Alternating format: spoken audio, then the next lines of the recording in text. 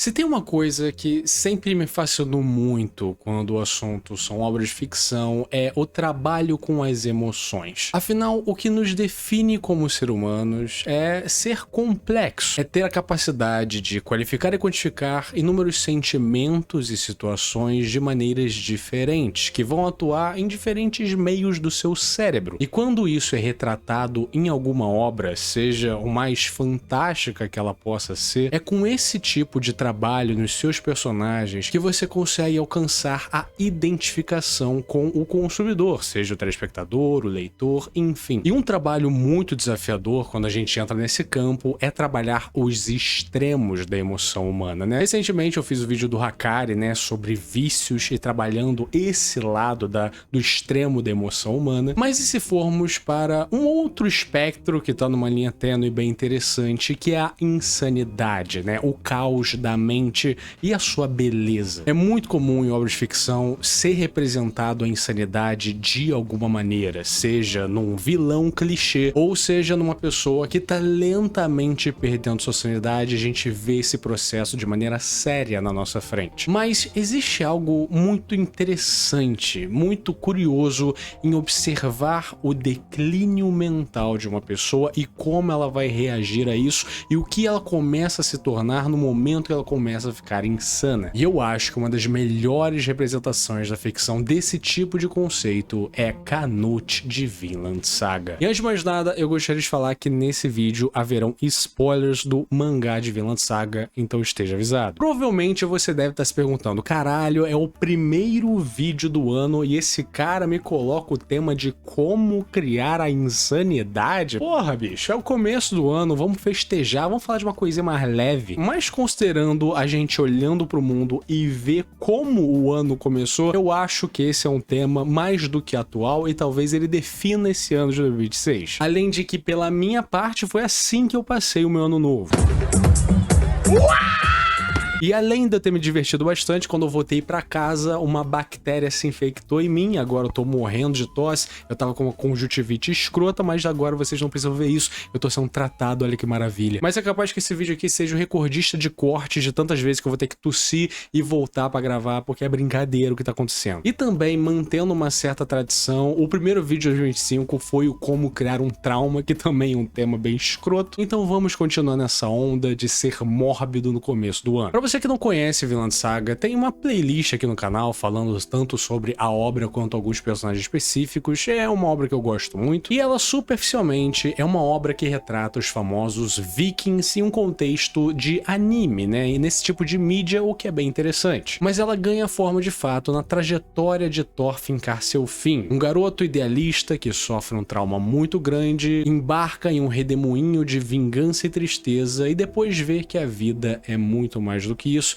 e começa uma jornada de autoconhecimento e entender o que o pacifismo e o que esses tipos de coisa realmente significam em um mundo tomado por guerra. Mas um dos personagens mais importantes dessa trama inteira é um pequeno garoto chamado Canute. Esse personagem é introduzido a nós em um contexto onde o rei Swen da Dinamarca simplesmente deixa o seu filho para comandar as tropas vikings contra a Inglaterra, que está fazendo seus movimentos, muito por causa do Thorkel, que é um viking que trocou de lado simplesmente porque ele acha que vikings são mais divertidos do que ingleses, então é por isso que ele troca de lado. E esse garoto de apenas 17 anos é colocado para tomar conta de uma força absurda na qual ele não tem domínio nenhum, porque ele é apresentado para nós como exatamente um garoto tímido, fraco e sem vivência. E ele rapidamente faz um contraponto muito grande com o Thorfinn, né? O Thorfinn é um garoto selvagem que mata quem quiser, que aparentemente não tem medo de nada, enquanto Canute é o mimadinho do cacete. E para entender realmente como esse personagem funciona e como ele muda para se tornar insano, temos que conhecer dois personagens em específico. O primeiro deles sendo o cara que basicamente criou o Canute, é um soldado alto, né, da tropa da Dinamarca, chamado Ragnar. Ele, desde que Canute nasceu, é basicamente a babá, o segurança pessoal, o professor e o pai do Canute. A presença dele protege Canute do seu entorno e permite admite que ele, mesmo sendo um príncipe, seja ainda um garoto fraco, né, medroso. Afinal, Ragnar sempre estará lá para protegê-lo. E o outro personagem é um dos mais interessantes da obra, um padre chamado Willibald. Ele é um cara que propositalmente não tem muita história, não tem muito porquê dele estar onde está.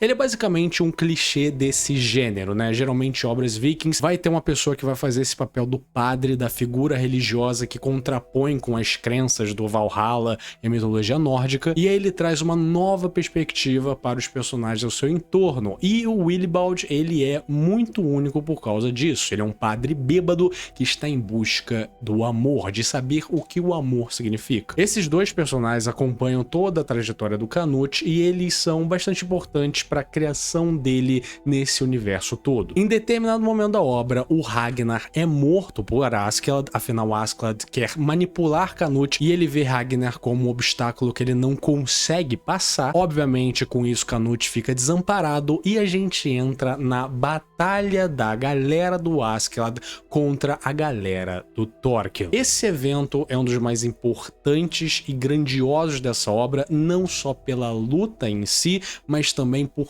tudo desse contexto. Enquanto Thorfinn e Thorkel começam a lutar em um duelo, a gente vê uma cena adjacente, de Canute conversando com um padre bêbado. E, sinceramente, eu acho que esse personagem do padre só foi criado para essa cena. Canute pergunta para ele se Ragnar não conhecia o amor, porque ele tinha falado antes que ele não conhecia, aonde posso encontrar um homem que o represente de forma correta. E o padre aponta para um viking morto no meio da neve. Ele, estando assim, proverá sustento a animais e insetos, mesmo se atingido por fortes ventos, banhado pela chuva cortante, ele não proclamará uma única palavra em protesto. A morte é o que completa o homem. Então Canute pergunta: o amor de um pai pelo seu filho, do marido pela sua mulher, a afeição que Ragnar sentia por mim, o que são? E o padre diz: discriminação. Isso tem pouca diferença daquele que se ajoelha perante seu rei e então açoita seus escravos. Para Ragnar, você era mais importante que qualquer um nesse mundo. E por você, ele se omitiu e observou 64 aldeões serem mortos, já que Canute, por ser príncipe, um alvo para ele ficar protegido, aldeões tiveram que morrer ao invés dele. Isso é discriminação. Vendo que o amor é sobre a natureza, é sobre a ordem natural das coisas,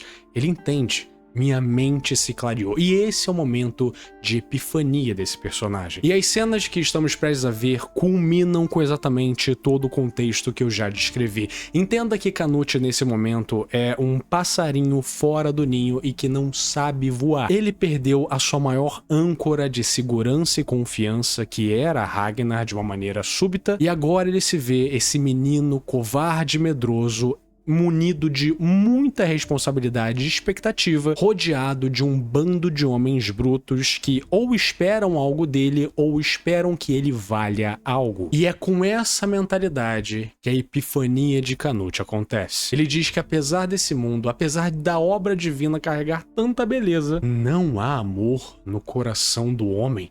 É impossível alcançar isso? E então vemos a realidade humana, mortal como ela é. Vikings se divertindo, matando os outros, pilhando corpos mortos. E então, do nada, Bjorn, que é o braço direito do Askeladd, é o famoso viking berserker, acorda e vai em direção a Canute completamente descontrolado. Situação que outrora ia fazer Canute cagar na calça. E então a gente vê esse monstro vindo pra cima desse pequeno garoto franzino que o olha com indiferença, como se ele nunca conseguisse o amedrontar. Então ele pensa na maçã de Eva, no que buscamos e no que nos condenamos, o que foi perdido em troca de conhecimento, o que nos é mais importante ainda assim, que jamais poderemos alcançar enquanto caminhamos entre os vivos. Você ainda nos diz que devemos tentar alcançá-la, ó Pai do céu. E pela primeira vez, Canute tem uma feição determinada, que parece que não combina com o resto, né, dele, o cabelo dele, a roupa que ele usa, parece que nada combina com a feição que ele tá agora, e isso é intencional, é pra causar essa dissonância, essa é a mudança desse personagem. Ele vê Bjorn na frente dele, que se acovardou depois dessa expressão, dizendo que ele é o que está mais distante do amor, ele que foi banido do paraíso. E sem medo, sem receio, completamente determinado, ele abraça essa besta em forma de humano e pensando ele diz: Pai, não mais imploro pela sua libertação. Se não nos dá-la, então nós recriaremos o paraíso aqui na Terra, com nossas próprias mãos. Então agora ele se move com confiança e diz para esses guerreiros se tornarem seus vassalos. Eu os ensinarei quando e contra quem devem lutar. Eu darei sentido à nossa batalha para as suas vidas e mortes. Afinal, esse é o dever de um rei. E agora ele aceita completamente o fardo da responsabilidade. E não é só ele adotando esse fardo, mas sim entendendo que Canute era alguém que tinha a necessidade de ter responsabilidade. Ele sabia que ele era um garoto que para todos ele era subestimado, principalmente pelo seu pai. Ele tem completa certeza que o seu pai deixou ele onde ele estava para ser pego pelo Thorkel e para ser morto. O pai de Canute nunca teve interesse por ele, né? Afinal, ele sempre teve muito mais fé no seu irmão, né? O Harald, que é o outro príncipe da Dinamarca. Canute, com essa epifania, entende tudo isso e se imbui de um propósito que agora lhe dá esse tipo de confiança, de conseguir conter bestas do tamanho do Bjorn. Mas o que é interessante notar aqui é que esse não é um arco de desenvolvimento de um personagem que faz sentido e tá tudo bem, e nossa, ele passou por uma grande mudança para ele ter esse tipo de objetivo, e que baita objetivo, né? Recriar o paraíso na Terra para dar a essas pessoas que são condenadas a nunca vê-lo, né? Os vikings. Essa é a hora que o Canute endoida, ele tá insano aí, sendo que pela sua personalidade, pelo jeito que ele é contido e pelo seu manejo real, ele se confunde com um personagem determinado, convicto, mas se a gente parar pra ver, ele tá completamente maluco. Então, quando ele começa a se mover pro campo de batalha, ele olha pros soldados que antes viam ele com desdém e agora se porta como um rei falando com Hellis plebeu. E perceba que o traço dele a partir daqui muda completamente. Agora a cara dele é sombreada de uma maneira mais vilanesca, de uma maneira que o Askeladd, por exemplo, é muito representado, né? Esse vilão manipulador que se acha por cima dos outros, e agora é a hora de Canute ter esse tipo de tratamento. Então Thorkel, duvidando da determinação de Canute, tenta testar ele para ver se ele não é mais um nobrezinho cheio de palavra, e quando ele olha para Canute, ele não pestaneja, seus olhos são lindos e determinados. E depois disso, Thorkel sente interesse e diz que vai se juntar a ele na disputa. E com isso ele parte com o seu novo exército, agora unificado com Askeladd e Thorkel, para destronar o seu pai. Fato esse que acontece com um baita empurrão do Askeladd. Se você quiser saber mais sobre, vai lá no vídeo dele, que é muito bom. Mas depois temos a informação resumida. Todos seus rivais sofreram mortes misteriosas e Canute foi finalmente coroado como rei da Inglaterra em 1017. O que me fascina no trabalho desse personagem, na maneira como ele é desenvolvido, é que o Canute, ele é um personagem que ele desperta tanta empatia para nós desde o começo, quando ele é apresentado. Ele é apenas um garoto naquele mundo brutal, selvagem, e a gente se coloca um pouco no lugar daquele moleque. Ainda mais sabendo a relação que ele tem com o pai dele, a relação que ele constrói com o Thorfinn ao decorrer da série. Parece que tá todo mundo contra esse moleque, e é impossível não empatizar com isso. Então, no momento que ele clica e ganha esse grande propósito, essa confiança do nada, para muitos que vêm pela primeira vez ou vêm de forma superficial, esse é um baita arco de desenvolvimento que demonstra o quanto ele cresceu diante das adversidades. Ele não cresceu de maneira natural, ele cresceu por causa de um devaneio simplista e completamente maluco de desafiar Deus, e se tornou uma pessoa extremamente fria no processo, emulando muito o que ele acha que é um verdadeiro governante. Então essa mudança extremamente brusca de personalidade, que pode demonstrar um personagem fodão e determinado, na verdade esconde um personagem com um mental completamente quebrado e insano. E eu acho que esse trabalho é muito bem feito, porque a empatia que a gente teve por esse moleque não acabou. A gente gosta do Canute ainda, mas agora começa a temer o quão louco ou quão determinado ele vai ficar no seu objetivo. Depois do famigerado time skip de Vinland Saga, onde o Thorfinn tem sua fase escrava, enquanto isso tá acontecendo, o Canute tá se assentando como o novo rei da porra toda. Então nós vemos uma cena do Canute já crescido, com um cabelinho curto, né? E ele tá visitando o irmão acamado dele, o Harald. E no seu leito de morte, ele diz pra Canute que ele entrega a Dinamarca a ele. A Dinamarca meio que tava com Harald, mas desde aquele momento que o rei Swain morreu, meio que tava com o Canute, sendo que agora, no seu leito de morte, o irmão passa a coroa de maneira bondosa. Então o Canute olha pra isso, diz pra ele não desperdiçar as palavras, apresse pra voltar com a boa saúde e vamos jogar bola mais uma vez, como quando éramos crianças. E então o Canute, ao invés do rosto do seu irmão, vê a cabeça decapitada de seu pai, o homem que mais lhe marcou e, querendo ou não, é um homem que ele um pouco emula nas suas decisões reais. Alguém frio, calculista e que, se necessário, é extremamente cruel. E a cabeça, que no caso é sua consciência, fala que ele é impressionante. Como pode dizer uma mentira dessas de modo tão impassível? Harald favorecia você, por que você precisou matá-lo? Vocês poderiam ter trabalhado e conquistado o mundo juntos. Fez isso sem justa causa, apenas pela ambição, a ambição de se tornar o imperador do Mar do Norte. A gente tendo essa revelação, né, que Canute envenenou seu próprio irmão, é por isso que ele tá acamado. Essa é a sua maldição, a maldição da coroa, e que só ele pode ter tudo, porque só ele pode mostrar o todo para todos. Então ele continua essa conversa depois, falando que a morte do Harald era vital, afinal 2 reis iriam embocar em mais guerras e mais guerras. E a cabeça diz, bom, então os fins justificam os meios, realmente começou a pensar como um verdadeiro soberano. Então ele, rindo, diz que uma vez o odiei e desejei sua morte, mas agora você é o único a quem posso falar honestamente. Com a gente vendo essa cena que pra mim é bem emblemática, de Canute em um quarto amplo, grande, escuro, junto com a cabeça imaginária de seu pai. Ele não tá num trono, ele tá numa cadeira velha, colada na janela. Ao mesmo tempo, essa foi a vida que ele pediu. Com esses momentos onde a gente vê, né, a consciência do Canute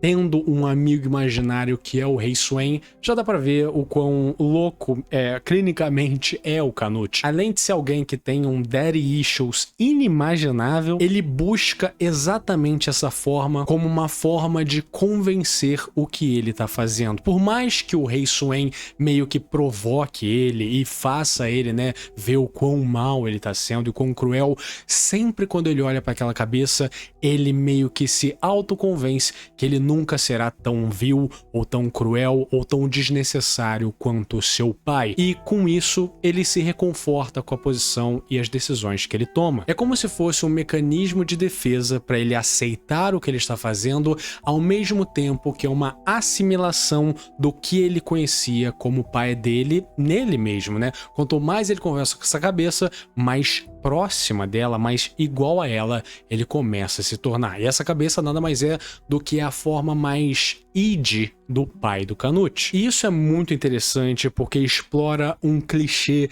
de personagens insanos, na qual o personagem mais assustadoramente louco que pode existir é aquele que acha que não é louco. Tem uma cena muito emblemática, né, no Cavaleiro das Trevas, onde a gente tá naquele momento icônico que o Coringa tá conversando com os chefões da máfia de Gotham, e aí depois de ele fazer toda aquela firula, o cara fala, aí, meu irmão, tu é louco pra caralho, esse filho da puta. E aí o Coringa fala isso.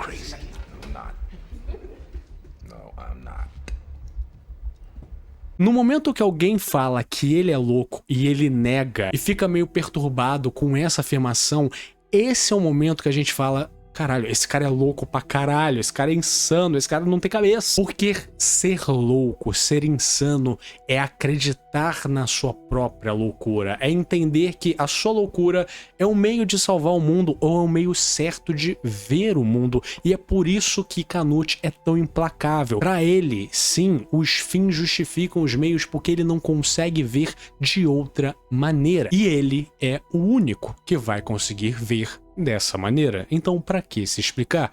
É melhor se explicar para uma cabeça imaginária. Por fim, é claro que eu não poderia deixar de citar um momento icônico onde Canute e Thorfinn têm seu encontro, porque esse encontro é muito emblemático para demonstrar a mudança dos dois e o paralelo insano que eles, têm aqui. Depois de toda a guerra que a fazenda do Ketil enfrentou ao disputar contra Canute, Thorfinn, depois de levar uma caralhada de soco e ter a sua audiência com o rei Canute, ele parafraseia ele, parafraseia uma frase que o Canute disse para ele no passado: criarei o céu aqui na terra, um paraíso para todos aqueles que sofrem vida. Então Canute se faz claro: eu sou o soberano dos vikings, o viking mais forte do Mar do Norte. E de novo, atentem-se a todo o sombreamento, e como agora ele é uma figura muito mais imponente. Nesse cabelo não é mais como antes, todo arrumadinho, agora ele voa com o vento, ele é espetado, ele demonstra alguém convicto. E essa capa não tem firula, é uma capa grossa, mas que ainda tem um broche de realeza. Eu governo a maior extensão de terras aqui ao norte, as minhas ordens são endossadas por 1000 navios e 10.000 guerreiros. Meu poder excede o conhecimento humano e pode tornar o impossível possível. Vejam, vou tentar parar as ondas com meu poder. Então, quando ele proclama aos céus e aponta para o mar, as ondas continuam, a ser normais, são ondas. Mesmo parar as ondas está muito além das minhas capacidades. E vocês sabem quem é que faz as ondas quebrarem em primeiro lugar? Deus. E essa é a grande cruzada de Canute, uma rixa com o próprio soberano todo-poderoso. É por isso que para ele, vidas, sacrifícios, sangue, tudo isso é banal perto do que ele quer alcançar. Construir um paraíso aqui na Terra e ir contra sua pretensiosa ordem natural é uma insurreição contra Deus. Dê uma boa olhada em nós, Thorfinn. Nós somos vikings, portadores de caos, destruição, temos saqueadores, piratas.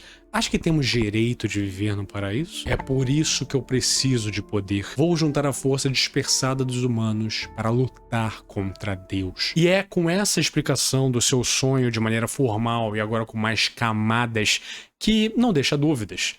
Esse cara é louco. Ele entrou nessa noia advinda de uma epifania por causa do papo do padre, aonde ele entendeu que os vikings, que esses portadores do caos e destruição, nunca teriam espaço no paraíso. Nós, humanos, já somos privados do paraíso nossa vida inteira e os vikings não vão ter nem isso para ir no pós-vida. É um tipo de responsabilidade, é um tipo de propósito advindo de uma mente muito perturbada, que faz com que até mesmo a utopia do Thorfinn de fazer uma terra livre, com paz e sem guerras, seja muito mais plausível do que o sonho do Canute. E é exatamente essa conclusão que o Thorfinn chega também. E o trabalho de paralelos é muito bem feito aqui, porque outrora o Thorfinn era o selvagem em busca de um único objetivo totalmente certo, enquanto Canute era um garoto medroso, covarde, mas que era sonhador, queria muito mais, era idealista de certa forma. E agora o Thorfinn se transforma nesse cara idealista que acredita na paz, que acredita na não violência, que acredita na diplomacia, enquanto Canute, ele meio que veste essa capa do rei dos selvagens e eu vou salvar todos vocês, como se fosse um líder tribal. E perceba também a forma como os dois passaram a ser desenhados depois, as sombras nos dois personagens, a maneira como eles são representados. Tudo isso é intencional e mostra o quanto o Canute é crucial pra gente entender essa obra e principalmente pra gente entender o contraponto que ele faz com o protagonista. Mas com certeza é de longe uma das representações mais insanas de alguém tendo a sua mente completamente quebrada e recorrendo ao que a gente conhece como insanidade, o declínio total da mente. O trabalho de desenvolvimento de Canute é especialmente único. A maneira como ele começa como um jovem identificável, medroso, que parece que o mundo tá contra ele e por causa de um momento específico ele é capaz de se tornar em um vilão imparável e faz com que muitas vezes a gente perceba essa mudança de uma maneira superficial,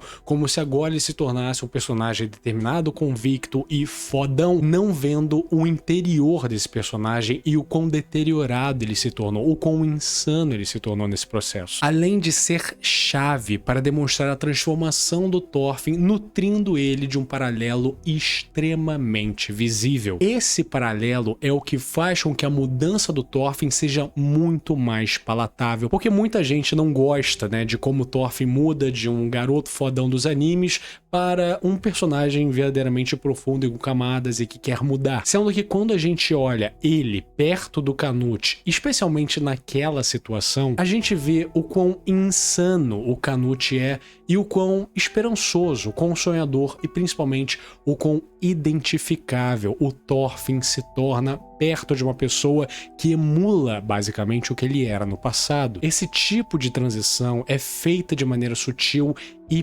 perfeita pra gente entender exatamente onde o Canute se encontra e pra gente ter mais fôlego para enfrentar a trajetória pacifista do Thorfinn. Com isso eu digo, Canute é uma das representações de insanidade, de uma das maneiras mais sutis que eu já vi. Ele não precisou cair num tanque de ácido, ele não precisou bater a cabeça ou ver um evento extremamente traumático. O que transforma ele é o seu entorno, é o seu externo e esse externo influenciando muito o seu interno, de uma maneira que certas peças não colocadas no lugar e novas peças colocadas ali transformam esse personagem no que a gente vê hoje. E isso foi muito bem feito. Se você chegou até aqui, meu muito obrigado. Lembre-se sempre, curta, comenta, compartilhe e se inscreva no canal. Isso me ajuda demais. Se tiver para o seu lado, dê uma rapada para ajudar o guri. Um agradecimento especial para o Alisson Rodrigues, Gostin Gamer, Buruburu, Arroz Cadele, Vanilson Silva, Retroblaze, Bigode Orei, Maria, Matheus Santos, João Pedro, João Oben, Pedro Junqueira, Gable 3D, Volknar, Yukaka de Baixinho, Chico Mia, Rebenê, Iburinha, Alisu, Togers, Fábio Luiz, Victor Moser, Gian, Gabizardo, Frost Disc, Giovanni Vaz, Guilherme Cruz, Jonas Fagundes, Matheus Sarraf, Feceu, The Blood Hunter, Matheus Queiro, Quebra-Cabeças, Project Watch, Monolítico, Goeba 202, Hipnos 11, Devils Muito Legal, Vinho de Flores, Killer, É Verdade, Henry, Vitória Celi Souza, Toxic, Bambu, Isalon, Worth, Stedrovand, Manjobão, Catraca, Unico Amakoto, JC Branco Jr., Rick Cobbs, Teus 7, Biels, Philips Morgan, Pixel Z, Dmitry Dessa, Kaique Alexandre, Zé Jackson Gouveia, Maurício Vieira, Cowboy de Espaço, Matos Gabriel Rodrigues, Renan Correia, Igor Silva, Victor Diogo, Kipamo, Shadow BR, Haru Libert, Cassiri, Pedro H. Rodri, Fiat Pô Todo Fudido, Tona Catraca, Pedro Corredora PL, Iride, JC Kozlowski, Luiz Elano, Foxhound, Yuri Fukuda, Gabriel Baldeiro, Pepoca, Gabriel Rachadel, Selk, Abílio Rua, Rafael York, Drinkomene, Jovem Dinâmico, Igor Viana, Guilherme Xavier Rabosa, O Gugas, Nimo Toda, Weve SG, LP, School C, Gustavo Oned, Vitor S, Angela Cavalcante, Gabi Madrugada, Fabrício Pérez, o Offen, Chimboca Xota, Irmãozinho